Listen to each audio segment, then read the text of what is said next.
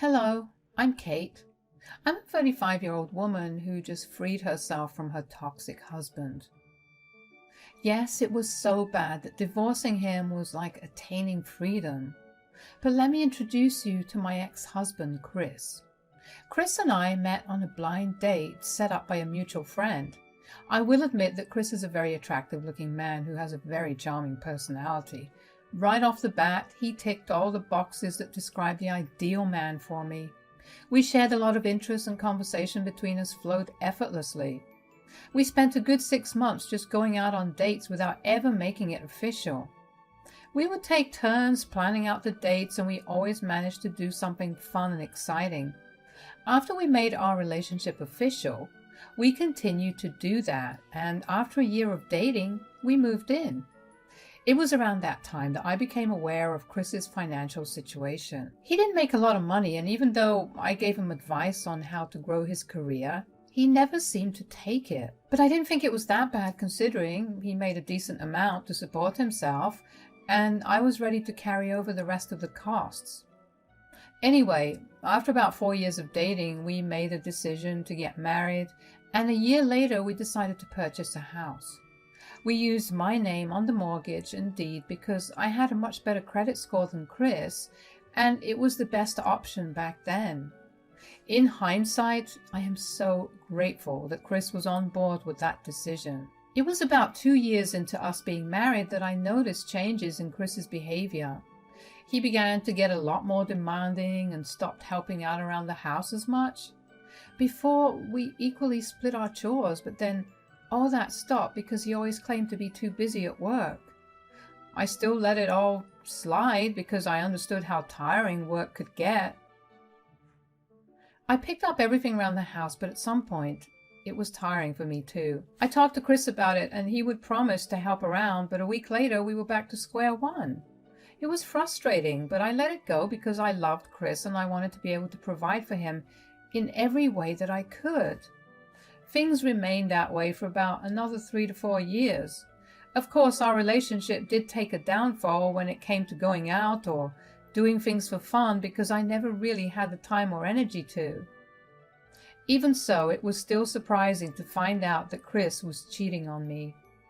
I first discovered my husband was having an affair when he had left his phone unlocked while he was in the shower. I didn't mean to snoop, but as I was going to put his phone to charge, I saw a notification on his phone that piqued my interest. The notification was a message from someone named Leah. She was asking Chris how long till he left his pathetic wife to go and meet her in the nearby motel. I was shocked and devastated. Never in a million years would I have thought that Chris was cheating on me. There was nothing in our marriage that indicated that he was cheating. Every night when he got back home from work, he greeted me with warmth and love. Our relationship had been going great and we rarely ever fought. So why had he been cheating on me? I wanted to cry and throw up all at the same time. I felt my world crumble and fall apart.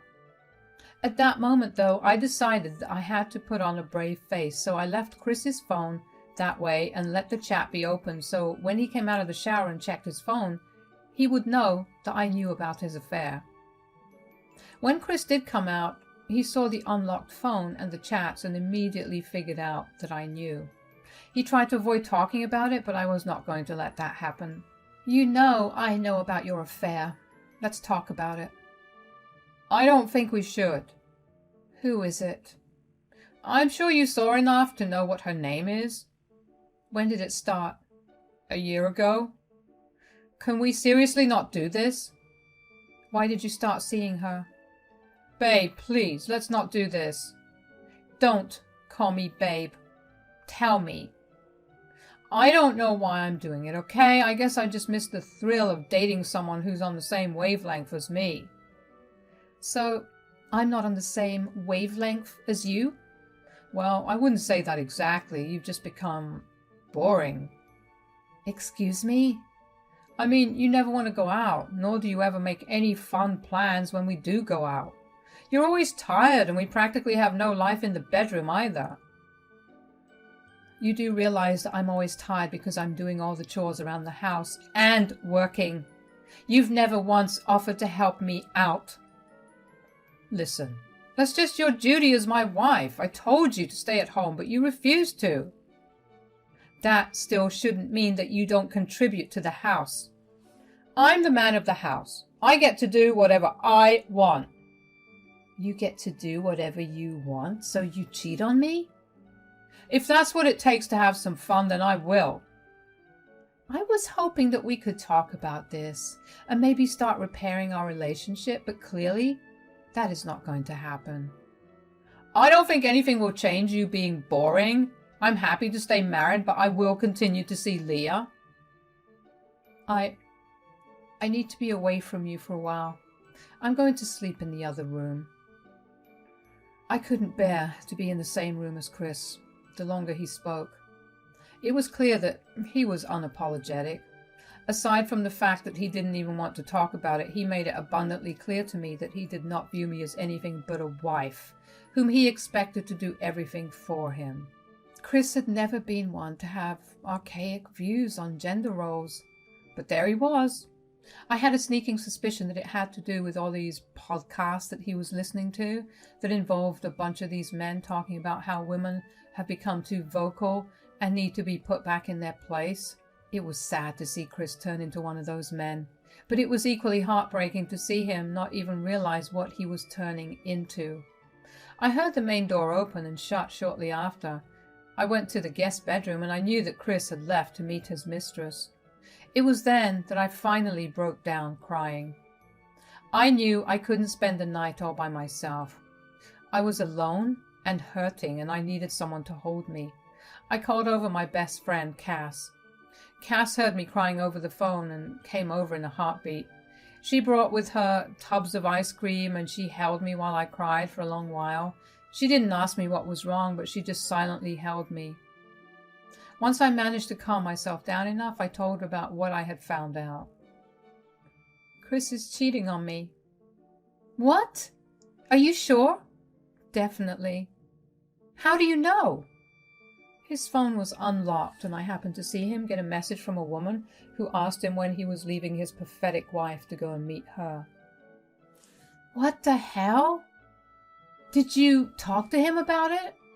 Oh yeah, I did. He didn't want to talk about it, but I forced him to. Turns out he's been cheating on me for a year because I became too boring. Boring? What does he even mean by that? He thinks I'm too tired all the time and that I don't do anything fun with him because of that. Don't you do everything around here? Yeah, I do. Which he didn't think was a big deal because that was supposed to be my duty as a wife. Wow. All right then. His duty as the husband should have been to go serve his country, but here he is, cheating on his wife. Cass. I'm just saying that his argument is stupid. Did he even try to apologize? Not for a second. He just blamed it on me and went to spend the night with Leah. Good, because I swear if I saw him, I would have wrung his throat. But do you know what you want to do now? Not really. Chris said he didn't mind being married, but I definitely don't want that. Great. I'll help you with everything after that. Why don't you come stay with me until everything settles down? That would be amazing. Thanks a lot, Cass. I'll always have your back, Kate. We spent the rest of the night just relaxing and watching a bunch of our favorite movies. I didn't forget about what had happened, but I did manage to distract myself long enough. The next morning, Cass helped me pack a bunch of my things up to take over to her place. While at her place, I decided to make the horrible decision to look Leah up.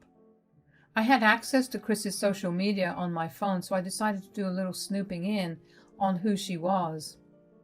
I hadn't ever felt the urge to go through his social media because he never gave me a reason to do it. I found out that he had muted all notification from Leah's chat, which would explain why I never caught any wind of the affair until then. Anyways, it turned out that Leah was a co-worker with his company, or to be more precise, she worked under him. She was 25 years old, which made her a good 10 years younger than me and 12 years younger than Chris. That was enough to gross me out even more. If anything, that solidified my decision to get a divorce from him. but I needed to get my things in order before I filed for divorce. Cass and I discussed how we could get back at Chris because we were not going to let him off the hook so easily. The first thing I did was to take out all of the money that I had put into our joint account and put it into my personal account, which Chris had no access to. The next thing was to file for divorce. It took a couple of days to get things in order, and in those days, I heard nothing from Chris. It hurt a lot to think that Chris didn't even care to check on my well-being, but then again, what could I have expected from a man who saw no worth in me? I eventually needed to go back home to get some more of my things. When I got there, I saw Chris sitting on the couch. He saw me and walked over to me. "Where have you been?" Why do I need to tell you about my whereabouts? Do you even know how worried I had been? And yet, I didn't receive a single phone call from you. Don't try to play nice right now. Do you really have to be such a jerk right now? I'm sorry, but I only recently found out that my husband was cheating on me because he thought I was too boring for him, and he seemed very unapologetic about it. Excuse me for being rude. The sarcasm just never ends with you, huh? I was just concerned about you, especially since you withdrew such a large amount from our joint account. Yeah, I took it because I put all that into the account. Why should I let you spend my money? Who do you think you are to do that? You will put that money back or what, Chris? You cheat on me with another woman? I don't care. No, I'll kick you out. I'll move in with Leah and I'll have my sister move in here. That's the most absurd thing I've ever heard. Well, try me if you want. Put that money back in 2 hours or everything I said will happen by tomorrow. I didn't say another word to him after that. I just went to our room, packed up the rest of my clothes and other things, and made my way back to Cass's place. Once there, I told her all about my encounter with Chris. She was rightfully angry with me, and she told me that we needed to contact a lawyer. Cass had a friend who was a lawyer, and we asked him for advice. He asked whose name the house was under, and I said mine. Both the mortgage and the house title had only my name on it. I was the only one who paid the mortgage. It happened to be that way because I worked in a very niche field that paid a lot of good money. I easily made 3 times more than Chris, and we figured that was the best way to go about getting a house. Since that was the case, the house was mine. Everything that the house required was bought by me. The lawyer said that if we divorced, the house would be under my name anyway, so it wouldn't matter. And if Chris's sister moved in, all I had to do was submit an eviction notice to her, considering she did not have my consent to live there. I felt a breath of relief upon hearing that nothing could harm me in any way. True to his word, Chris called me the next morning to tell me that his sister had moved in because I hadn't deposited the money back into our account. I didn't say much to him, which angered him, and he hung up the phone. Upon the lawyer's advice, I also made sure to record every conversation I had with Chris, as anything could be used as evidence if needed. All that was left to do was follow my plans of action. I say plans because there were 2 ways of how things could have played out. Either I hand Chris's sister, Candy, the eviction notice and she does or she does not move out, and I sue her. Either way, I was winning. I knew that the latter would end up happening though, because Candy and I didn't gel well together. Candy always harbored this hatred for me. She always tried to one-up me in everything, to the point where if she knew I was going to do or wear something, she would do or wear the same thing, but more extravagantly, so she would have all eyes on her. She even tried to sabotage Chris and I's wedding that day. We had gotten into a large number of fights over the years, which resulted in me going low contact with her. I only ever interacted with her because Chris begged me to. He was very overprotective of her and always spoiled her senselessly. Of course, when she found out about all the things I had achieved, she was furious and upset that she wouldn't be able to upstage me in that area. So she took to trying to steal things from me whenever she did come over. Many times I would find a bunch of my expensive clothes, shoes, and even skincare products missing right after she came over.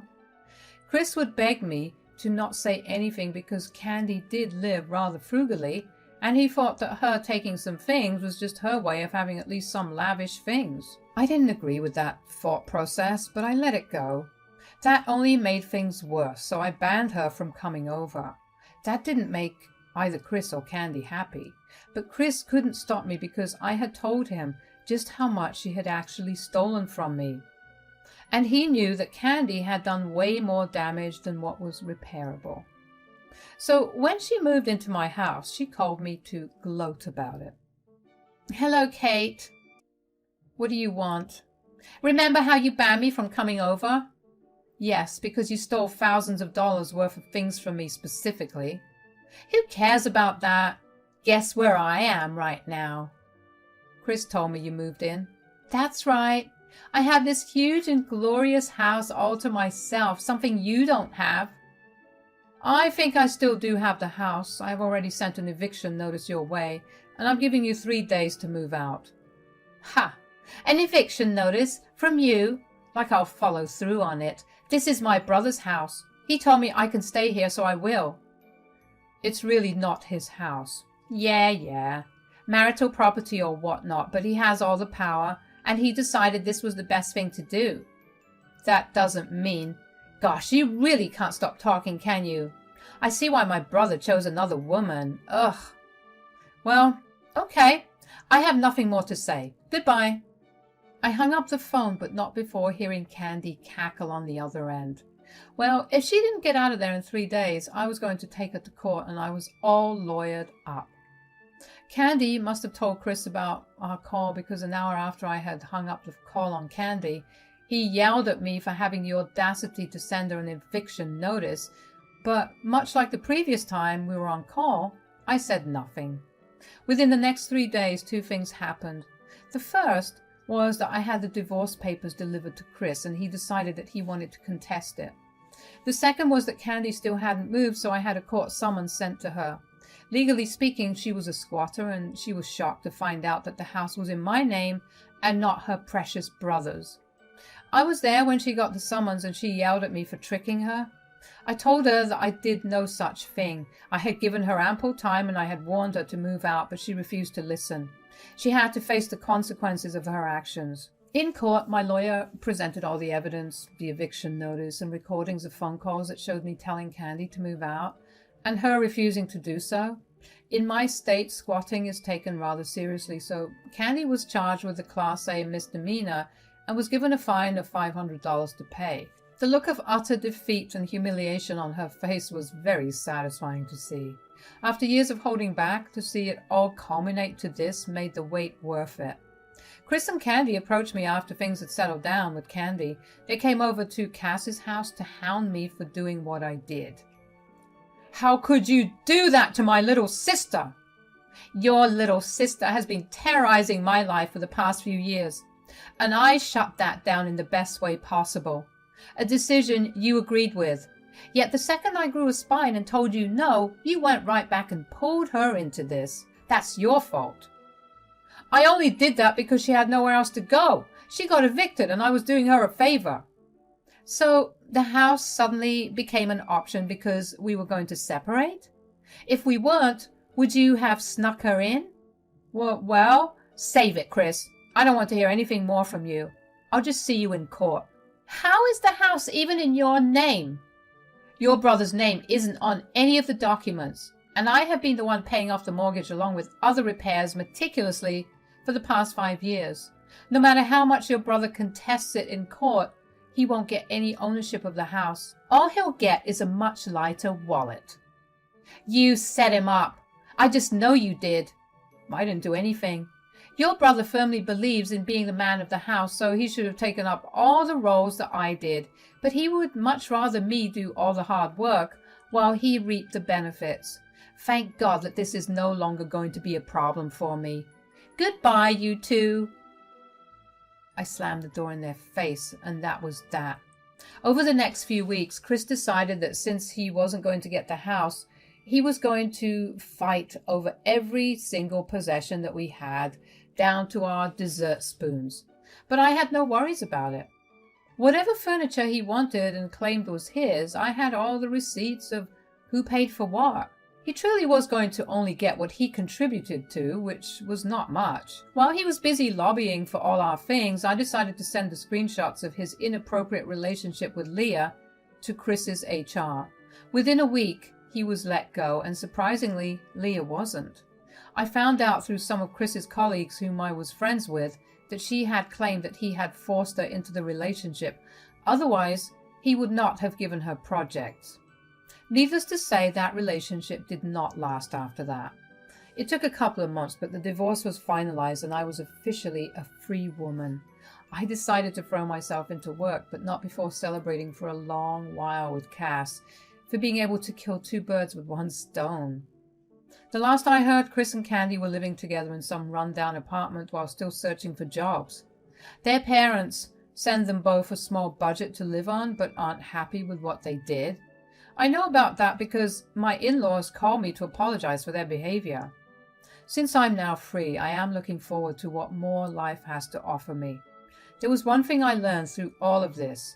It's to never ever forget my worth, and also that I am a horrible person to mess with. Cheers!